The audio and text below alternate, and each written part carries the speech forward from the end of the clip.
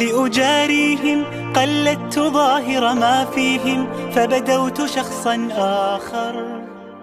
كي أتفاخر. أمانة meelaha ay galayso waxa kamida al-amaanatu fi al-mas'uuliyati wal-qiyaada amaanada la xidhiidha hogaaminta iyo madaxtinimada iyo danta guud in laga shaqeeyo arrintaas oo arrin aad u miisaan badan ah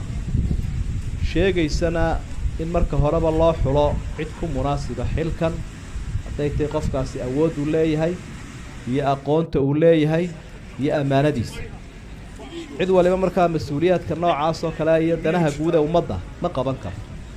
xataa qofku hadduu wanaagsan yahay waxa laga yaabaa inaanu qaban karin oo xagga diin ahaan iyo dhaqankiisa iyo akhlaaqdiisa iyo cibaadadiisu iska fiican tahay oo waa lagu kala qawisan yahay ama waa loo kala awood badan yahay xilkaa asxaabi aad u qiimo badnaa Abi Dhar la odhanayay ayaa Nabi Maxamed su'aalay sallallahu alayhi wa sallam oo yidhi yaa rasuulallahi alaa tastacmiluni miyaanad nabi allow xilalkan ummadda aanad ii dhiibayn oo xil aanad iigu magacaabayn markaa nebigu calayhi salaatu wasalaam wuxuu yidhi gacanta intuu sidaa iga dharbaaxay halkaa garabka intuu gacantiisa iga dhuftay ayaa isagoo dee soo dhoweynaya oo jecel asxaabigan ayaa wuxuu ku lahaa innaha amaana wa innahaa yowma alqiyaamati khizyun wa nanaana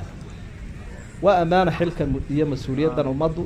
maalinta qiyaamahana waa wuxuu qofku ka murugoon doono dee qof xaqeeda gutay oo xilkaa ka soo baxay mooyaane marka Abi Dhar nebigu xilkaa uma dhiibin sala allahu calayhi wasalam iyada oo aanu arrintu ahayn inuu dhaqankiisa iyo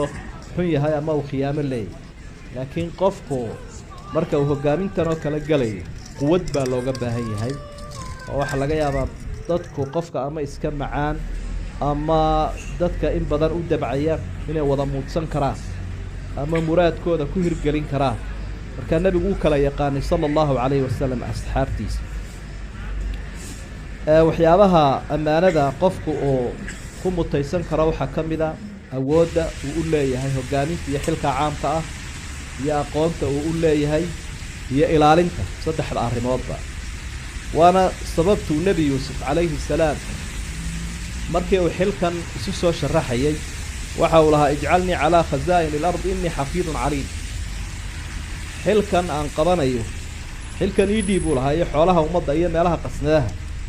ninkii madaxdaasa ku lahaa xafiid baana waa ilaalinaya caliimna waan ahayo dee aqoon baan u leeyahay ka labada arrimoodba waa muhiim waana shuruudaha loo xidhayo qofka ummadda xil u qaadaya ama danahooda guud u qabanaya nabigu sallallahu alayhi wasallam wuxuu ka digayay xilka ummadda iyo mas'uuliyadda